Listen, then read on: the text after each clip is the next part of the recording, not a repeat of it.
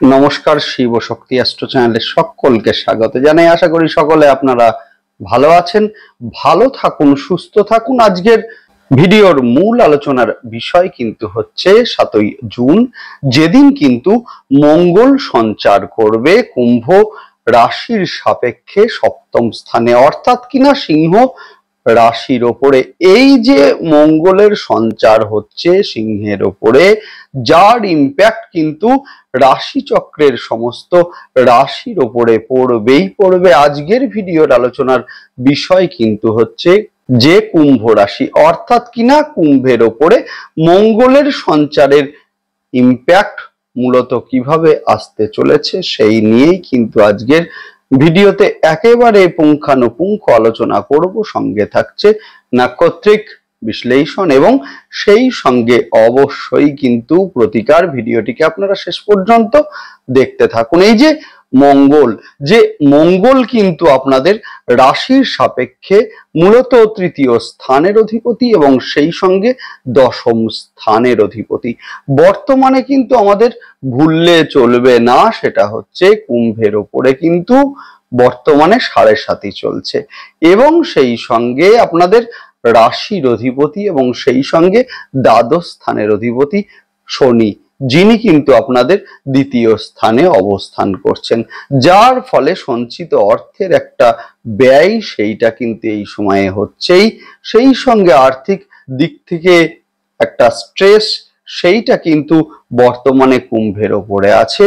সেই সঙ্গে একাদশ স্থানে কিন্তু দৃষ্টি থাকছে শনির, যার ফলে কিন্তু সাকসেস রেট সেইটা কিন্তু অনেকাংশে হ্রাস পেয়েছে। এই যে একাদশ স্থান, যে স্থান কিন্তু আমাদের সাকসেসের জায়গা, সেটা বিয়েই হোক অথবা মূলত আমাদের কর্মপ্রাপ্তিই হোক, সমস্ত ক্ষেত্রেই একটা ডিলে হয়ে যাওয়া সেইটাও কিন্তু আমরা এই সময়ে লক্ষ্য করছি। এখন মঙ্গলের এই যে সঞ্চার হচ্ছে 7ই জুন, যেদিন কিন্তু মঙ্গল সিংহের ওপরে সঞ্চার করবে এবং সেই সঙ্গে মঙ্গল কিন্তু মূলত 3টি নক্ষত্রের ওপর দিয়ে গোচর করবে, যার ফলে কিন্তু এই যে 3টে নক্ষত্রের ওপর দিয়ে মঙ্গলের সঞ্চার, যার ইম্প্যাক্ট কিন্তু আলাদা আলাদা ভাবে পড়বে এবং মঙ্গল কিন্তু সিংহে অবস্থান করবেন 45 দিন।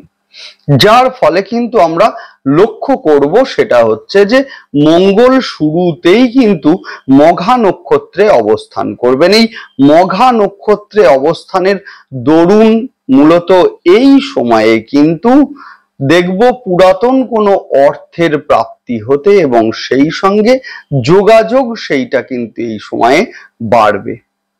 সেই সঙ্গে আরো একটা বিষয় আমাদেরকে বলতে হবে, সেটা হচ্ছে পার্টনারশিপ ব্যবসার ক্ষেত্রে কিন্তু যথেষ্ট সতর্ক সেইটা কিন্তু আমাদের হতে হবে। হঠাৎ করে ইনভেস্টমেন্ট সেই জায়গা থেকে কিন্তু আমাদের অনেকটা বিরত থাকতে হবে, অনেকটা সচেতন এই সময়ে অবশ্যই থাকতে হবে। অর্থ ধার দেওয়ার ক্ষেত্রেও কিন্তু আমাদের যথেষ্ট সতর্ক থাকতে হবে।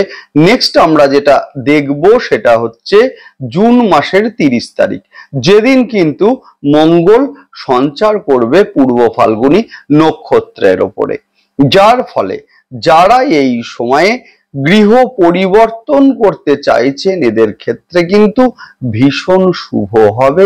একই সঙ্গে কিন্তু শিক্ষার কারণে, বিশেষ করে উচ্চ শিক্ষার কারণে যারা বিদেশে যেতে চাইছেন এদের ক্ষেত্রেও কিন্তু সময়টি যথেষ্ট শুভ হবে। আলটিমেটলি বলাই যায় সেটা হচ্ছে যে 7.5 চললেও মঙ্গলের সঞ্চার কিন্তু যথেষ্ট রিলিফ আপনাদের ক্ষেত্রে এনে দেবে এবং সেই সঙ্গে আমরা দেখব সেটা হচ্ছে কর্মপ্রাপ্তি এবং সেই সঙ্গে কর্মক্ষেত্রে উন্নতি, সেইটাও কিন্তু এই সময়ে লক্ষণীয়।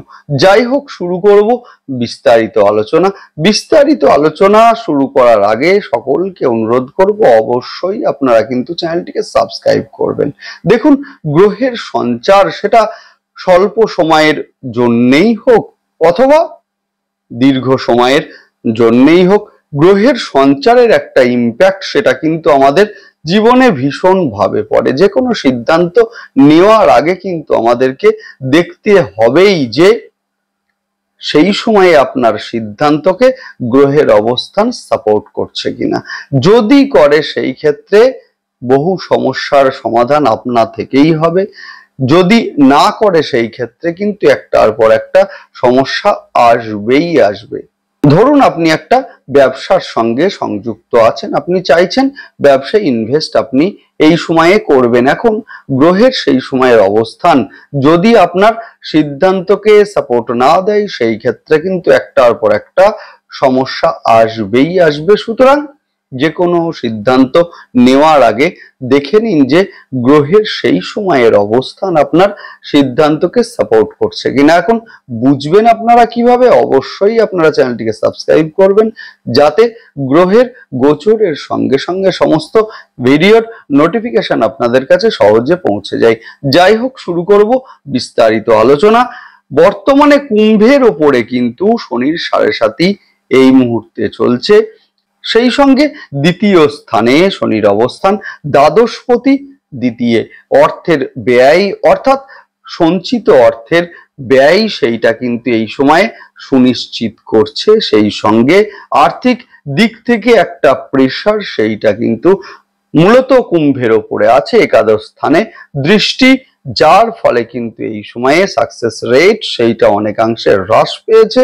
যেমন বিবাহের কথা চলতে চলতে হঠাৎ করে বন্ধ হয়ে যাওয়া, এই ধরনের সমস্যাও কিন্তু আমরা কুম্ভের ক্ষেত্রে লক্ষ্য করেছি। এবারে 7ই জুন যেদিন কিন্তু মঙ্গল রাশি পরিবর্তন করছেন, মঙ্গল কিন্তু সিংহের ওপরে সঞ্চার করছেন।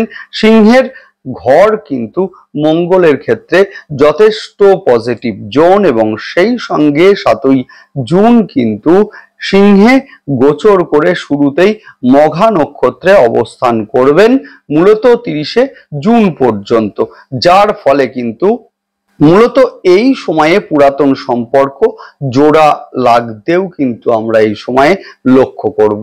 যে সম্পর্ক ভেঙে গিয়েছিল, সম্পর্কে ব্রেকআপ হয়েছিল, সেই সম্পর্ক এই সময়ে কিন্তু ফিরে আসতে আমরা লক্ষ্য করব।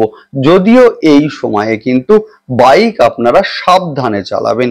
বাইক অবশ্যই চালানোর ক্ষেত্রে হেলমেট সেটা কিন্তু আপনাদের ইউজ করতে হবে। সেই সঙ্গে আগুন, ইলেকট্রিক্যাল ডিভাইস এবং সেই সঙ্গে ধারালো কোনো সরঞ্জাম থেকে আপনারা সাবধানে থাকবেন। এই সময়ে কিন্তু হাতে আঘাত লাগার একটা সম্ভাবনা সেইটা কিন্তু আছে।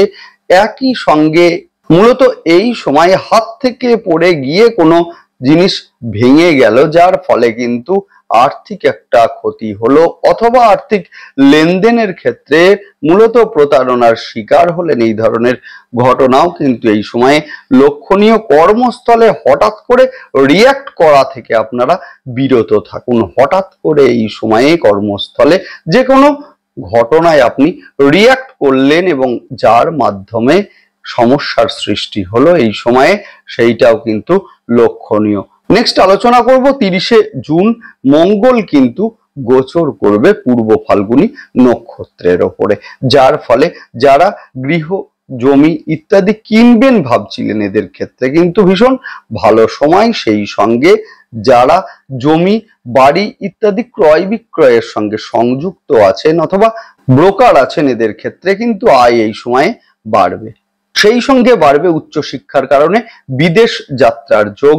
যারা দীর্ঘদিন ধরে উচ্চশিক্ষার কারণে বিদেশে যাবেন ভাবছিলেন অথচ বারংবার বাধা আসছিল, এবারে কিন্তু বাধা সরবে এবং আপনার স্বপ্ন পূরণ এই সময়ে হবে।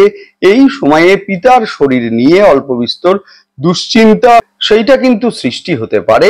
সেই সঙ্গে যারা রাজনৈতিক প্ল্যাটফর্মের মধ্যে আছেন হঠাৎ করেই ধৈর্য হারানোর সম্ভাবনা এই সময়ে আছে, যার ফলে কিন্তু নতুন সমস্যা এই সময়ে ক্রিয়েট হতে পারে।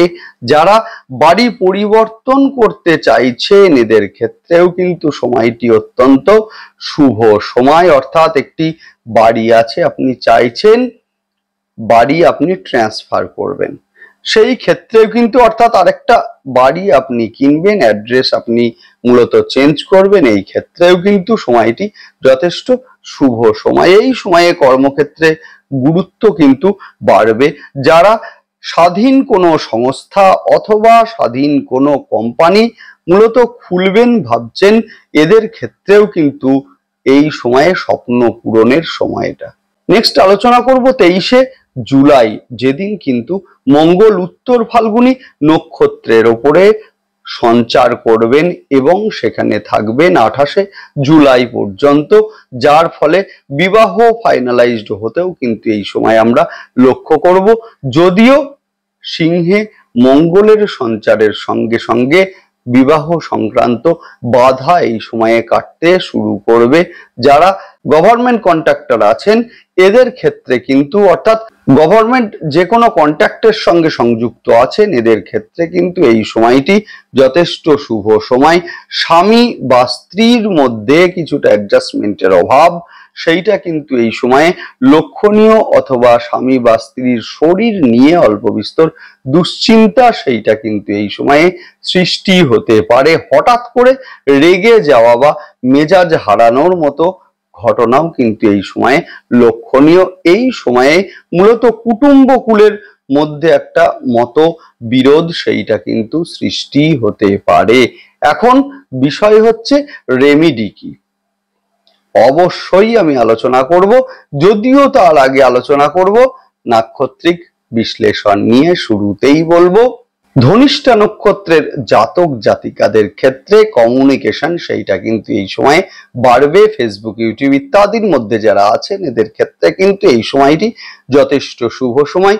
যারা বিভিন্ন এজেন্সিমূলক যে কোনো কাজের সঙ্গে সংযুক্ত আছেন অথবা ডেলিভারির সঙ্গে সংযুক্ত আছেন, এদের ক্ষেত্রে কিন্তু আয় এই সময় বাড়বে। নেক্সট আলোচনা করব শতভিষা নক্ষত্রের জাতক জাতিকাদের ক্ষেত্রে। এই সময় কিন্তু হঠাৎ করে রেগে যাওয়া বা মেজাজ হারানোর মতো ঘটনা কিন্তু এই সময়ে লক্ষণীয়। একই সঙ্গে এই সময়ে কিন্তু স্বামী স্ত্রীর মধ্যে কিছুটা অ্যাডজাস্টমেন্টের অভাব সেইটা কিন্তু এই সময় লক্ষণীয়। স্বামী বা স্ত্রীর শরীর নিয়েও কিন্তু এই সময় কিছুটা দুশ্চিন্তা সৃষ্টি হতে পারে। নেক্সট আলোচনা করব পূর্ব ভাদ্রপদ নক্ষত্রের জাতক জাতিকাদের ক্ষেত্রে।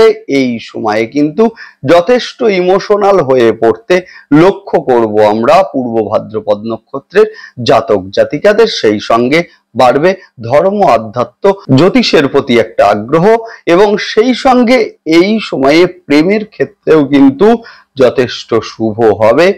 যারা সম্পর্কের মধ্যে জড়িয়ে আছেন অথচ ভবিষ্যৎ নিয়ে আপনারা সন্দিহান হয়েছিলেন, এদের ক্ষেত্রে সেই চিন্তার অবসান সেইটাও কিন্তু এই সময় আমরা লক্ষ্য করব। নেক্সট আলোচনা করব প্রতিকার নিয়ে।